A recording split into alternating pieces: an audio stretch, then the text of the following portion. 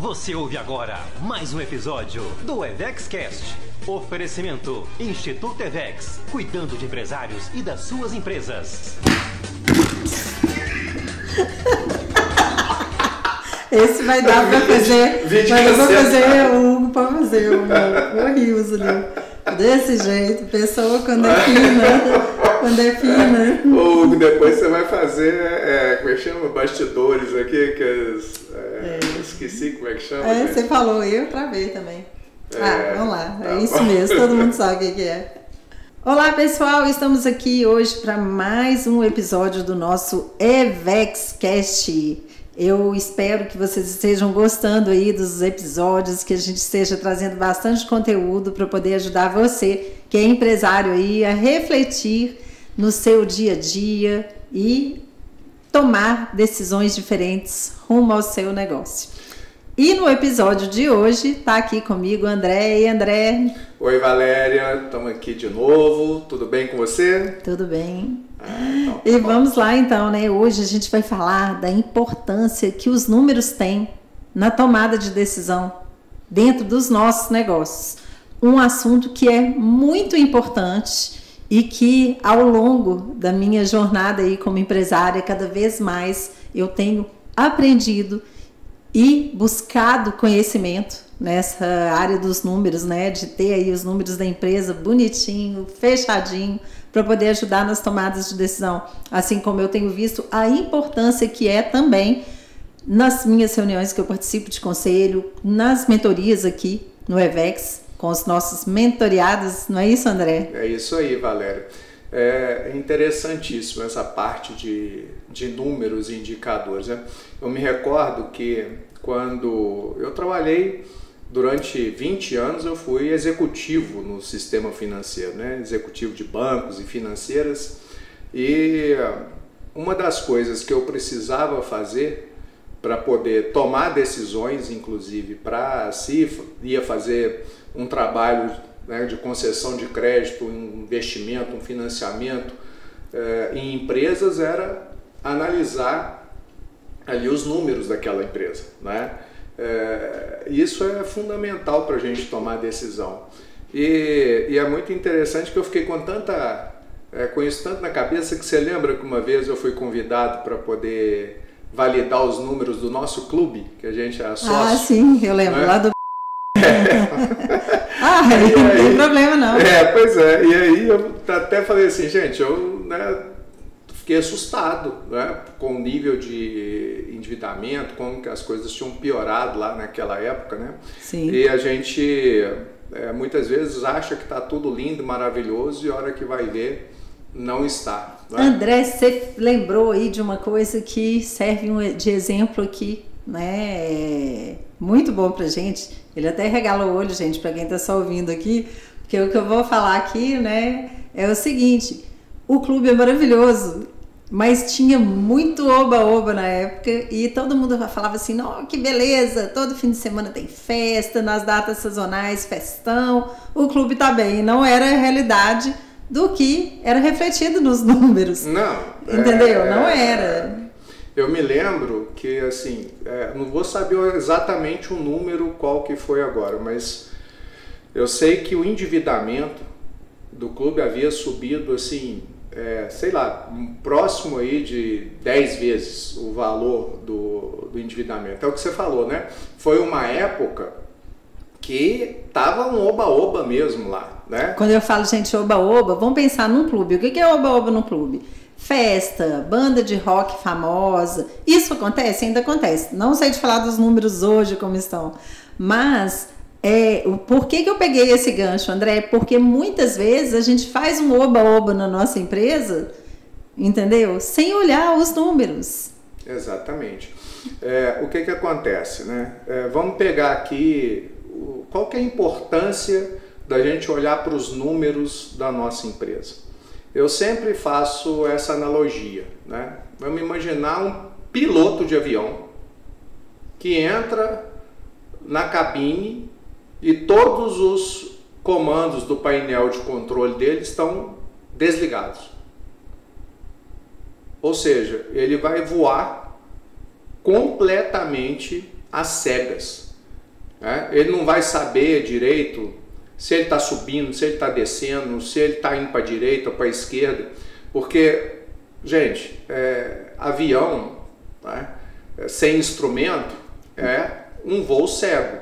E uma empresa sem acompanhamento dos números, dos indicadores financeiros da empresa, é a mesma coisa de um piloto que está pilotando o avião dele sem os instrumentos, sem os números, né? A gente fala que é o seguinte, igual por exemplo, isso é fato, tá?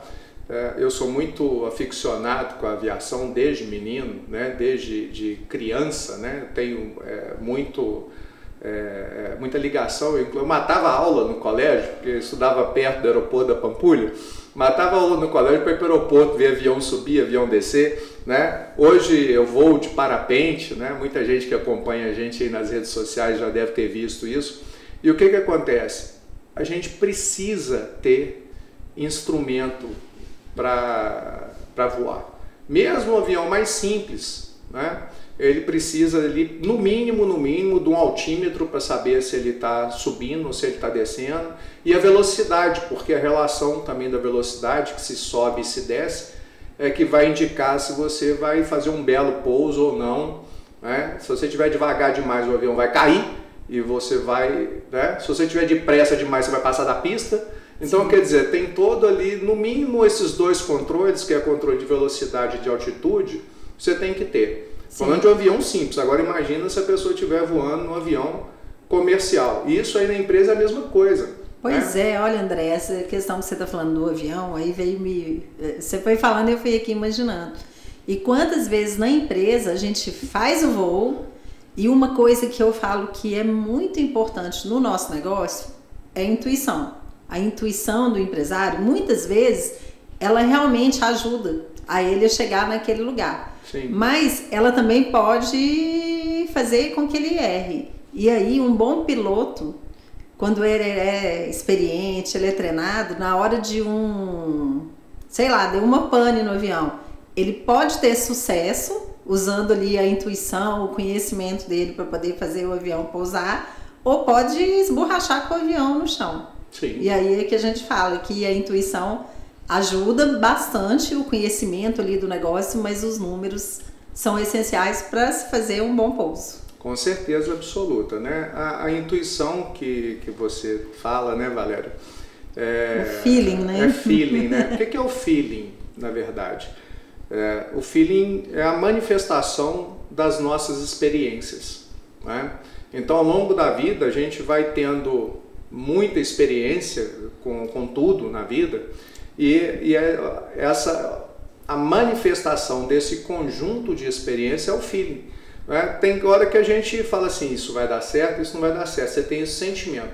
Agora, os números é aquilo que vai te dar certeza. Sim. Né? Quando você começa a acompanhar os números da sua empresa, você vai ter certeza. E uma coisa assim, né? Tomar decisão. Para que serve número na empresa?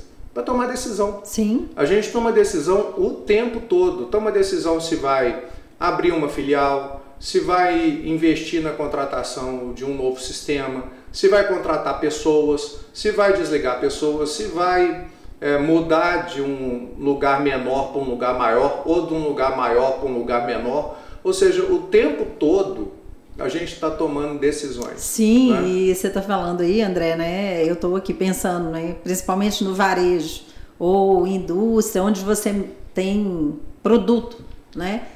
Os números que nos ajudam também, né? Para chegar no final ali, compro mais, compro menos, qual item que eu estou vendendo mais, eu estou vendendo menos. Como que aquele giro do estoque, qual que está dando mais resultado, e se eu compro ou não compro, e o tanto que isso impacta muitas vezes lá na última linha, no nosso fluxo de caixa, porque às vezes eu encho a casa de estoque e está faltando dinheiro ali na hora de pagar, porque eu comprei mais do que devia. Então, assim, número é tudo, né? Nossa, você falou de um negócio aí muito interessante, essa coisa do estoque, né? O estoque, muita gente não sabe, mas o estoque é um item financeiro. Sim. E tem um indicador importantíssimo para a gente analisar, que é o giro do estoque, não é? Valéria, é uma coisa interessantíssima, porque é o seguinte, vamos imaginar que você tem um produto que ele gira no seu estoque uma vez por mês, ou seja, aqui você tem um estoque daquele produto para 30 dias. Então, o que vai acontecer? Você vai girar esse estoque uma vez por mês. O que isso significa? Significa o seguinte, que o dinheiro que você usou para comprar aqueles produtos, ele vai girar uma vez, você vai receber uma vez e vai comprar de novo, ok? Agora vamos imaginar que você tem um estoque para 14 dias. O que vai acontecer? Você comprou o produto, usou o dinheiro, vamos imaginar que usou R$100 para comprar produtos que vão durar 14 dias. Você vendeu aquele produto em 14 dias e já recebeu aquele dinheiro que você usou para comprar aquele, com lucro, com margem de lucro. O que você faz? O dinheiro que você recebeu, você compra de novo e vende em mais 14 dias. Ou seja, o que aconteceu? O mesmo dinheiro girou 2 vezes dentro do seu negócio. 2 vezes. Então, você pegou os 100, vendeu 150, por exemplo, se você tiver uma margem bruta de 50%, a margem líquida é outra coisa, depois nós vamos conversar sobre esses indicadores, não é? Você, com o mesmo 100, você comprou e vendeu de novo, ou seja, você fez 300 com 100. Ao passo que se você tiver o estoque para 30 dias, você fez 100 com 100, 150 com 100. Então, lembra que muitas vezes, eu me lembro quando vocês eram os maiores vendedores de cigarro que tinha aqui em Belo Horizonte, né?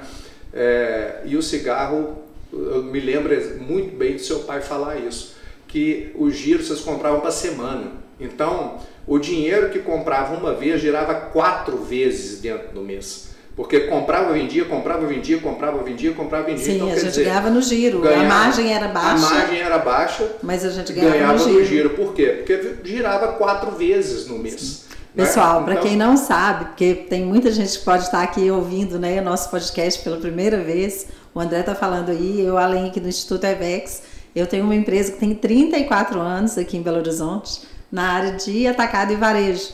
E há muitos anos atrás, vou colocar aí, uns 20 anos atrás, a gente, para cima, né, a gente foi muito forte, né, era um grande revendedor da Souza Cruz aqui. Isso. Então, por isso que o André está dando esse exemplo aqui para vocês entenderem. E hoje diminuiu muito, né, o consumo, graças a Deus, né, a gente vê que diminuiu bastante. Mas o que é importante, né, Valéria, é muito bacana você comentar isso e assim, gente, dessa época para cá a empresa dela multiplicou umas 5 vezes de tamanho, né? Sim. O que acontece? Os indicadores, né, eles vão, os indicadores financeiros, eles vão nos ajudar a tomar as decisões corretas, não é? E outra coisa também importante, muito importante. Uma empresa, não importa o tamanho dela, não importa o tamanho. Uma empresa que tem controle financeiro, que faz uma gestão financeira muito bem feita, ela é uma porta aberta para investimento, para captação de recursos. Ela vale mais no mercado, porque a gente vai falar o seguinte, o que essa empresa tem? Essa empresa tem governança, né? E não importa o tamanho. Muita gente às vezes fala assim, André, mas esse negócio de governança, isso é coisa de empresa grande, de empresa multinacional, empresa listada em bolsa, empresa B3, o pessoal cisma que a coisa... Não é. Não é. Quanto antes, né, a gente... Para qualquer empresa... controles no nosso negócio. Exatamente, para qualquer empresa é fundamental, não é? Eu me lembro que uma vez eu tive uma cliente que ela falou assim, minha empresa não dá lucro. Minha empresa não dá lucro. Aí eu falei com ela, se a sua empresa não dá lucro, ela tinha 5 lojas no ramo de joalheria, né? A minha empresa não dá lucro. Aí eu falei com ela assim, mas vamos conversar aqui um pouco. Como que funciona ali as suas contas, né? As contas pessoais que você tem para sua casa, marido, filhos, escola, clube, viagem de férias, cartão de crédito e tal. Como que funciona? Você paga separado, você recebe um prolabore e paga essas contas? Ou você paga tudo lá na empresa? Ah, não, eu passo tudo para minha secretária que paga. Eu falei, mas você sabe quanto que é exatamente?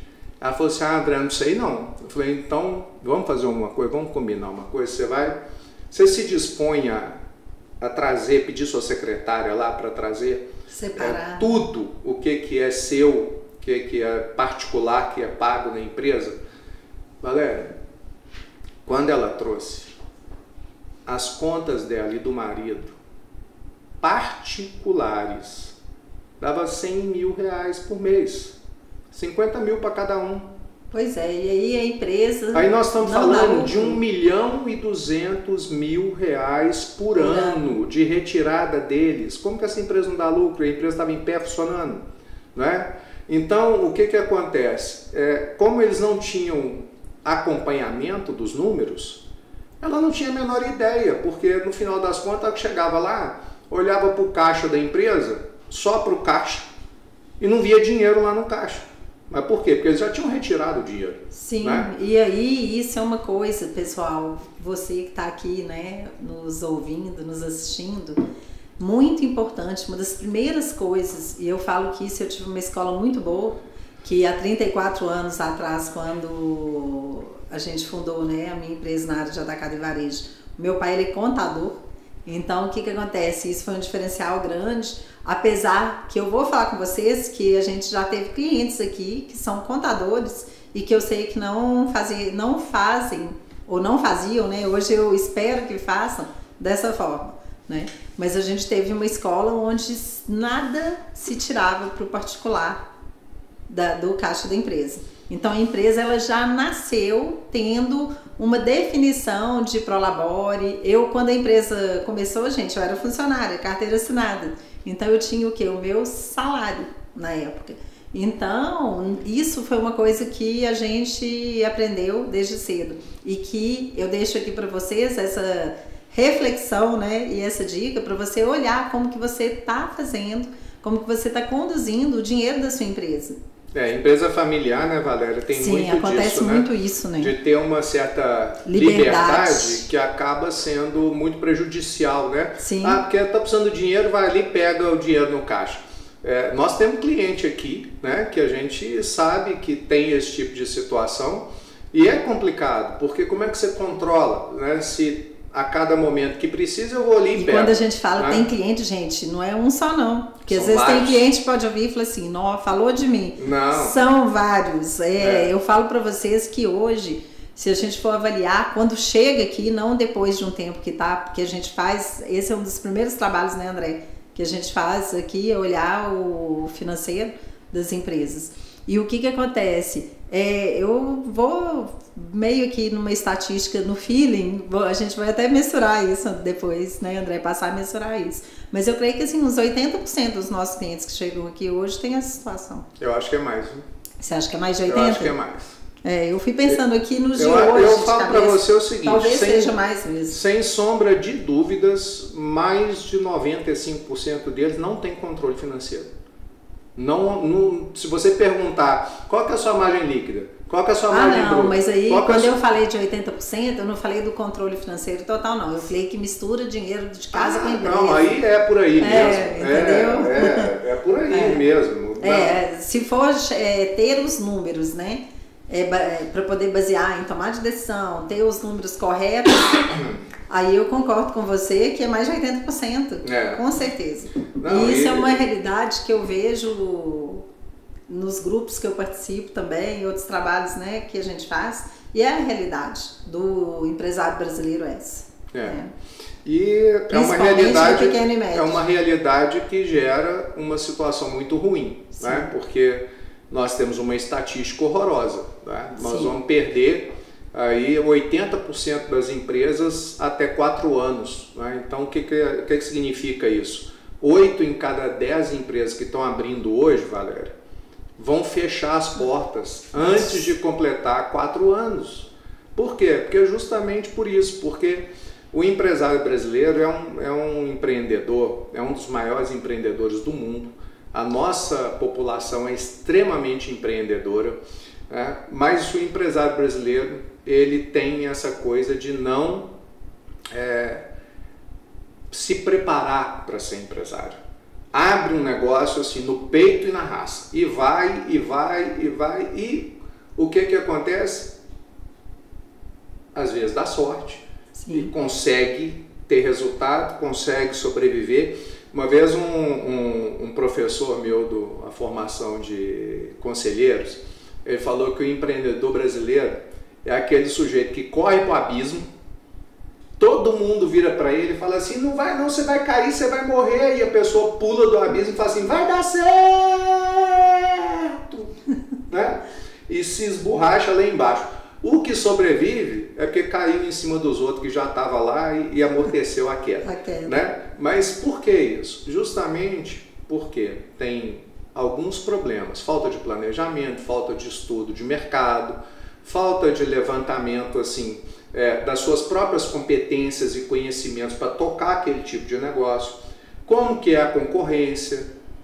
Que desafios que ele vai enfrentar, se tem capital de giro suficiente ou não tem para poder tocar o negócio. Sim. Mas voltando para cá para o financeiro, depois que abre o negócio, não acompanha. Acha que assim, esse negócio de indicador financeiro, esse negócio de contador, vai dar certo. Vai dar certo, deixa lá o contador faz balanço, faz balancete, às vezes faz uma DRE até bem feita. Mas o sujeito não abre, não lê, não vê, recebe aquilo. Né? Aí, André, e nós estamos falando aqui. E nós estamos falando aqui. Tô brigando aqui, gente, porque o André mexe muito com a mão e aí ele atrapalha a imagem. Mas eu estou falando aqui de empresas. Olha, eu já escutei de cliente nosso que fatura milhões de reais por ano, que nunca analisou uma DRE da empresa dele. André, eu vou te falar mais, tem gente que não sabe nem o que é isso. Pois A maioria, principalmente o pequeno, o início ali, quando está crescendo, ele nem sabe o que é isso. E você falou uma coisa aí, que às vezes até tem um contador que faz direitinho. Aí eu vou falar 2 pontos aqui. É muito bom quando se encontra um contador que faz isso, porque não são todos que fazem. Mas tem muitos que não fazem também porque o empresário não passa os dados corretos. Então, gente, para poder ter número correto, hoje em dia, tem muita gente que ainda acha que é vantagem trabalhar na informalidade e que ainda compra sem nota, vende sem nota, acha que vai Isso aí sonegar. Você sabe o que a pessoa está fazendo? Ela está diminuindo o valor da empresa dela. E na verdade, André, ela está colocando uma viseira, entendeu? Onde ela não está enxergando todo. Na verdade é essa. Hoje em dia não cabe mais. Casos, né, que a gente já viu aqui, que eu já vi no mercado também. As pessoas acreditam que sonegar, ela vai estar ganhando mais no final. Na verdade, ela está deixando de crescer, porque ela não está tendo ali um número correto.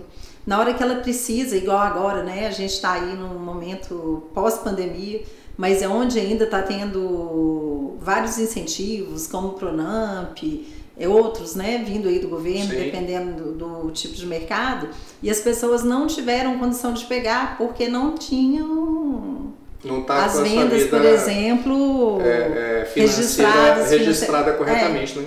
Então, assim, muitas pessoas salvaram os seus negócios porque estavam trabalhando da maneira Você certa. pega, por exemplo, um banco na hora de conceder um Pronamp, você sabe como que funciona?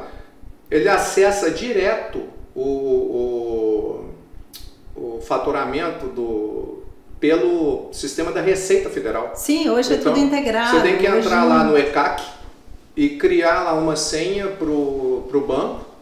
O banco acessa direto o seu faturamento declarado na Receita. Sim. Então ele vai te dar um limite de crédito para o Pronamp baseado no que está registrado lá. Então se a empresa vende R$1 milhão por mês, mas ela declara 200 mil, ela vai ter um crédito sobre os 200 mil, não e vai na ter hora de sobre crescer, R$1 milhão. na hora de buscar investimento, buscar crédito, financiamento para poder ajudar no crescimento do negócio, ela não consegue, ou consegue muito pouco. Exatamente. E aí geralmente consegue para poder tapar o buraco que está na empresa, entendeu? Porque quando não tem número, faz merda, gente. André tá rindo aqui, mas a gente faz muita merda quando não sabe número. E a gente tá falando isso aqui, não tô falando com você só como mentora, não, como quem já passou por isso. André também já passou por isso, né, André? Mesmo o André, né, sendo da área financeira, ser empresário é outra coisa, né, André? O que acontece, né, Valéria? Existe uma coisa que acontece com muitos empresários, que é assim, os negócios muitas vezes aparentam estar muito bem, aparentam estar crescendo. Você está aumentando venda, está crescendo venda, está aumentando e tal, não sei o quê. Só que, se você não tem um acompanhamento financeiro, você pode ter uma surpresa muito desagradável, que é chegar ali na frente e perceber que você criou um endividamento para ter aquele crescimento e que a hora que a coisa estabilizar, parar de crescer, pode ser que você não vá conseguir pagar aquilo que você fez de investimento no negócio. Por quê? Pela falta de acompanhamento desse endividamento, desse número que está ali escondido, às vezes, dentro do volume de negócios que você está fazendo. Você sabe que isso acontece demais com startup, né? Tem startups no mercado que, de repente, estavam aí vendendo milhões e simplesmente desaparece. Por quê? Porque recebeu tanto investimento, criou tanta dívida com investidores, que na hora que o negócio parou de crescer, acabou. Por quê? Porque ela não gerava lucro. Porque estava entrando dinheiro, e ela vendendo, expandindo, colocando gente para trabalhar, aumentando e tal, tudo mais. Outras conseguiram chegar num ponto desse e ser vendidas, por exemplo, para empresas muito maiores, e aí acaba que essas empresas, como tem um nível de controle mais adequado, acaba enxugando a operação, ajustando e fazendo o negócio dar lucro. Outras não, né? Então, até assim, a startup ela precisa tomar muito cuidado com isso, porque ela precisa saber exatamente qual que é a lucratividade daquele negócio, porque ela tem facilidade de captar recursos. Hoje está muito, né? Tem várias, né? A gente fala que tem venture capital, tem capital anjo, né? Que tem venture builder, né, que é o pessoal que constrói aí as empresas com investimentos terceiros e tudo mais. Você tem M&A, pode vender parte do negócio, você pode vender o negócio inteiro, mas o que acontece? Precisa ter controle, precisa saber exatamente. E tem vários numerozinhos, indicadores, que é como o painel de bordo ali do piloto, que vão indicar para onde que você está indo. Né? Eu acho que é importante a gente trazer um pouco disso aqui para os nossos ouvintes aqui do nosso EVEXcast e também para os nossos espectadores que estão assistindo lá pelo YouTube.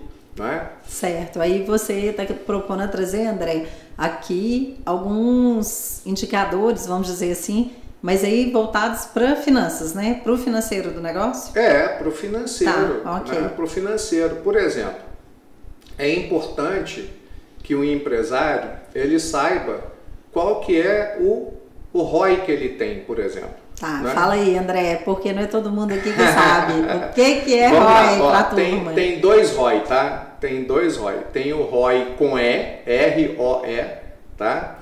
E tem o ROI que é R-O-I, tá certo? O ratinho ROI. Aí o Return on Environment, né? Ou seja, o ROE com E, é o retorno sobre o patrimônio líquido, ou seja, é quanto que eu tenho de lucro sobre o patrimônio que eu tenho investido na empresa. O patrimônio é tudo, né? Patrimônio é instalações que você tem, Prédio, por exemplo. Loja, sala, se for sua, né? For própria, é patrimônio. Sim. Mas estoque, né? Marca, tudo isso é patrimônio.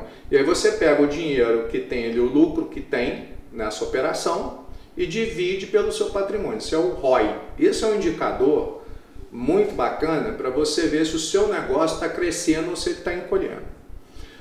O ROI com I, que é Return on Investments, ele é o retorno sobre o investimento. Ou seja, você não tem ainda, pode ser que você ainda não tenha um patrimônio grande, mas você tem investimento que você fez. Você pegou ali, por exemplo, R$1 milhão e colocou no negócio, pegou 10 mil, pegou 50 mil, pegou 1 milhão, não importa.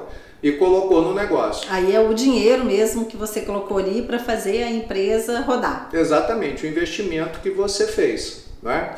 Esse investimento, Valéria, ele pode ser, por exemplo, eu investi em máquinas. Eu comprei máquinas e equipamentos para o meu negócio. Isso é investimento. Né? E aí, quando eu meço o lucro que eu estou tendo em cima daquele investimento que eu fiz, é o ROI. Né? E a gente usa, tem muita gente que fala de ROI hoje, quem tem, por exemplo, operação no digital. Quem tem operação no digital hoje, no mercado digital, no mundo digital, muita gente que vende curso, como a gente faz isso, né? A gente vende curso, vende mentorias e tal, tudo mais, é o nosso negócio. Qual que eles falam muito de ROI ali quando se trabalha investimento em mídia digital. Então eu coloquei R$1.000 ali no Google Ads, no Facebook Ads, no Instagram e tal, impulsionei ali. Exato. E eu gastei R$1.000 e voltou quanto? Voltou 2.000?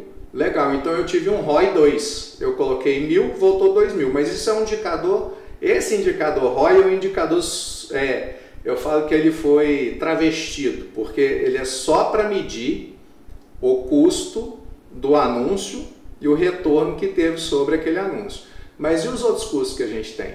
Então tem muita gente que acha assim, nossa, você está tendo um ROI 2 no digital, então põe mais dinheiro, bota mais dinheiro, porque você vai ganhar muito dinheiro. Mas e os outros custos que a gente tem para entregar? E aí é muito importante ter essa avaliação.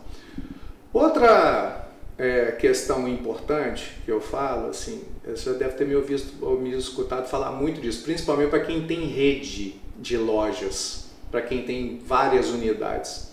É um indicador que chama margem de contribuição. O que é a margem de contribuição?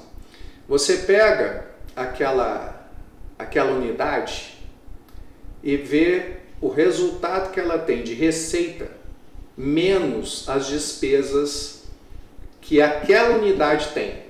Ou seja, você pega receita menos despesa daquela unidade, né? E aí obviamente vão entrar impostos, vão entrar tudo, quanto que é o dinheiro que sobra daquela unidade. E vê o seguinte, quanto que ela contribui com o pagamento dos custos de matriz. Tá. Isso aí você está falando para o empresário que tem uma rede. Tem uma rede de lojas, que tem várias lojas. Essa rede pode ser 2, pode ser 3, pode ser 4. Porque o que acontece? Nós temos na matriz aquelas coisas que são para todas as lojas. Você tem área de compras, você tem área de... Sim. Você tem RH, você tem contabilidade, você tem financeiro, você tem os custos fixos da matriz.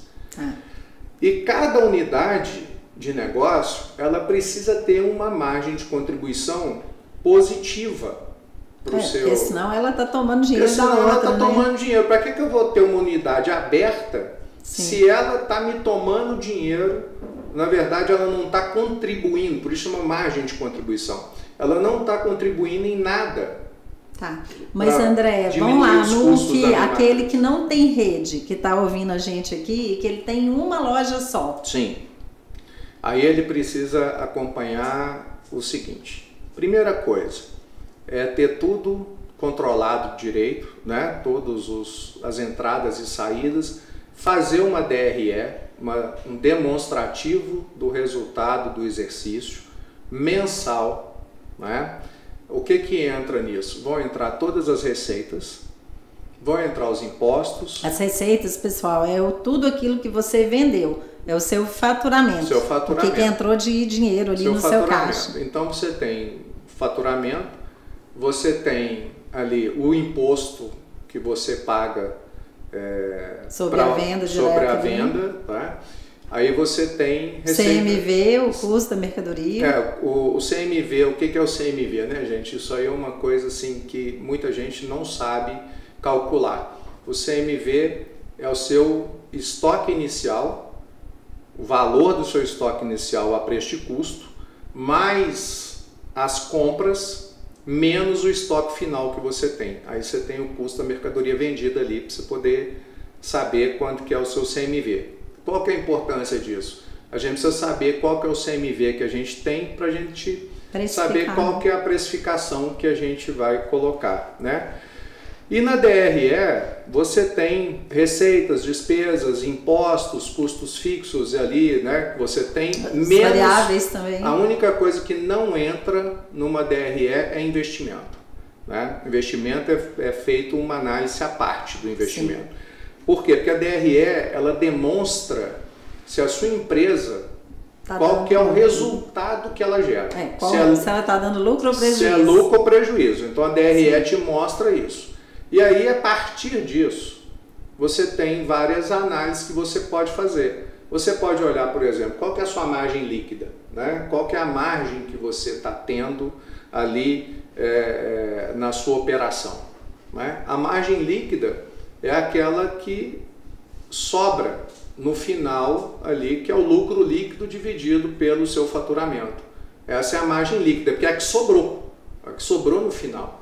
Então, se eu tenho uma margem líquida positiva, bacana. Agora, se essa margem líquida for negativa, eu estou trabalhando no vermelho, né?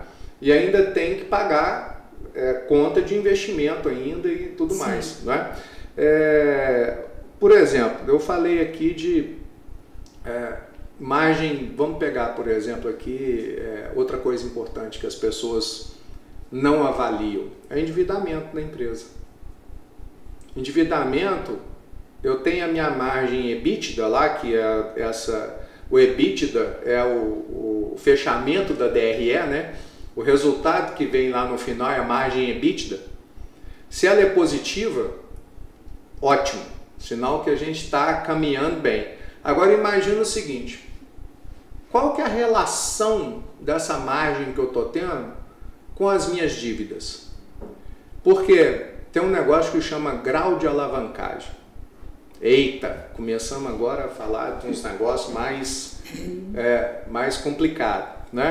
Isso aí nós vamos precisar de podcast específico. Esse dá um podcast específico, mas o que é isso? É quantas vezes o seu faturamento você tem de dívida.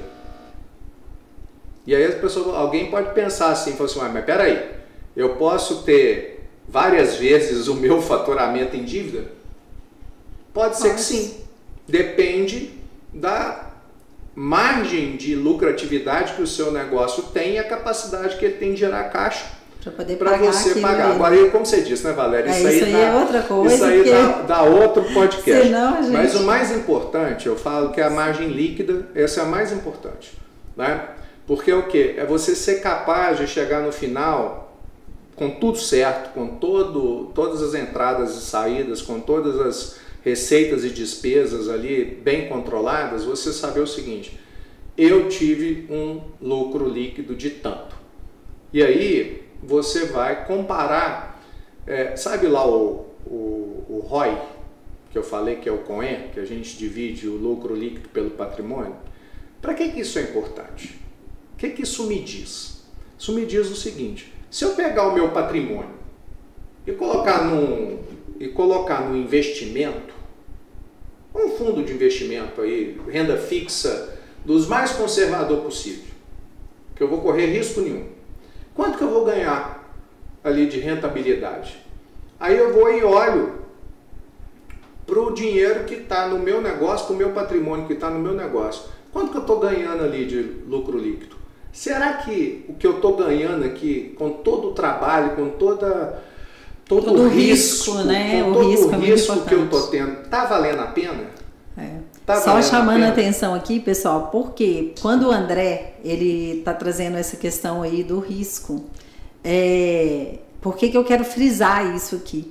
Porque muitas vezes tem coisas que a gente não coloca na conta porque é difícil, mas por que a empresa ela precisa de dar lucro no final e a gente saber os números? Porque tem outros riscos que podem surgir no nosso negócio e que nem sempre a gente sabe, que são riscos tributários, riscos fiscais, riscos na área trabalhista. Então, quer dizer, a conta chega, né, de algumas coisas que às vezes não está ali dentro do nosso orçamento, não está ali no preparo. Por isso que a empresa ela precisa também dar lucro, para você poder aguentar. Caso tenha, a gente sempre espera que não, quando tem um bom planejamento, uma empresa, como a gente falou aqui no início, com governança, isso ajuda bastante, né? Mas tem outros riscos, a gente fala implícitos, né, que podem surgir a qualquer momento. Então, por isso que é tão importante a gente ter um número positivo ali no final também, né?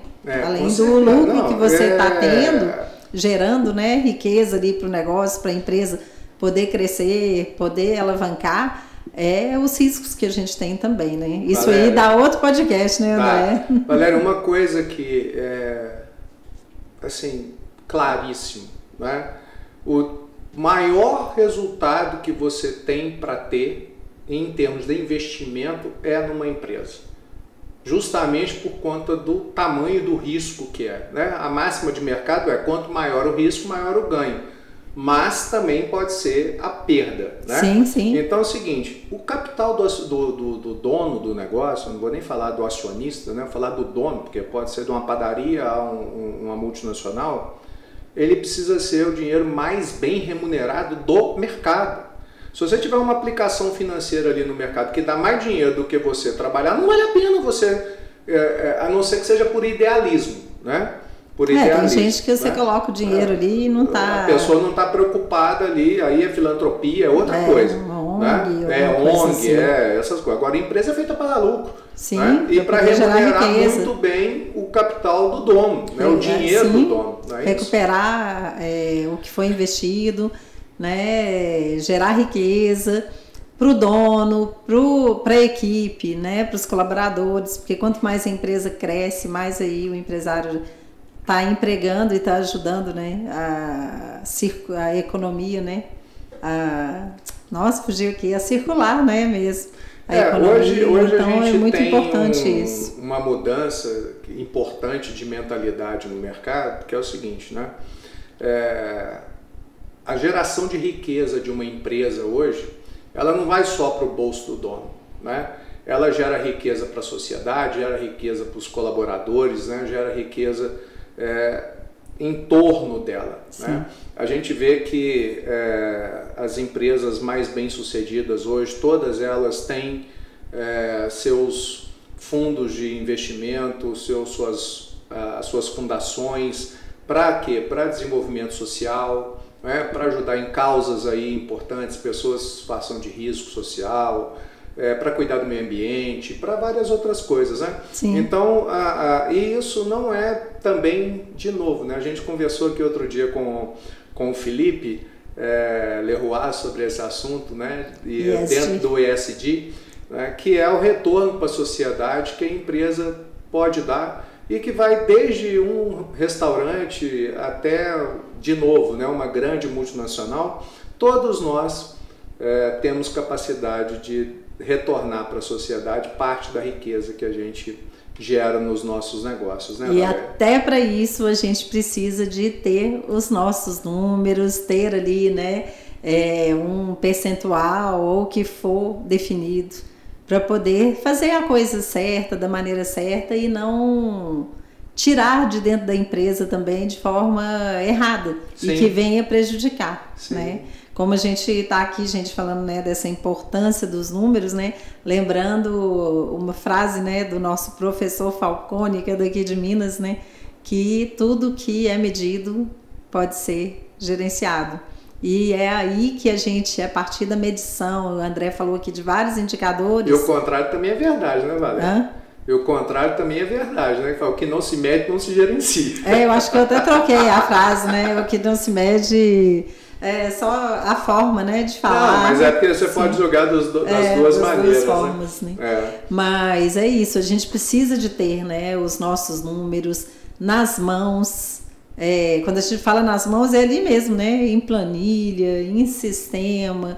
Eu falo que seja no papel de pão, né? A gente brinca antigamente quando o pão vinha enrolado naquele papel. Então, assim, que seja, mas a gente precisa de ter os nossos números, a gente precisa entender para onde cada real de onde ele está vindo para dentro do nosso negócio é importante, porque a gente vai ter aí várias decisões de vendas, de marketing baseadas nesses números, mas muito importante aonde ele está indo também, para onde que ele está saindo, né? E aí esses indicadores que o André colocou hoje aqui muito bem para vocês são alguns deles, né? Que são importantes da gente ver. O que a gente sempre fala aqui com os nossos clientes de mentoria? A gente tem alguns indicadores que são básicos e outros que precisam ser medidos de acordo com cada negócio, né? A gente aqui tem cliente de varejo, de indústria, de serviços, em várias áreas diferentes. Então, alguns são importantes para todos os negócios, mas alguns a gente precisa de definir também de acordo com o negócio, aqueles que são mais importantes. Uma coisa que eu falo, não adianta também você medir 50 indicadores e não conseguir tomar conta, entendeu? Então, a gente precisa de definir realmente a cada tipo de negócio quais são os indicadores que são mais importantes, né? E que são mais relevantes para poder te ajudar ali no resultado do negócio. Isso. E, de novo, né, Valéria? Acho que até para a gente ir finalizando aqui, vai decolar o avião? Tenha todos os números na sua frente, né? Os seus controles, os seus instrumentos funcionando para que você faça um voo tranquilo. E outra coisa, saiba para onde está indo, né? Para você traçar seus objetivos, a sua rota, né? E chegar lá no seu objetivo da melhor maneira possível, com tranquilidade e alçar grandes voos aí, né, Valéria? Sim, bacana, né, André? Né? No finalzinho aqui trouxe a questão desses objetivos, que é o quê? Você saber, né?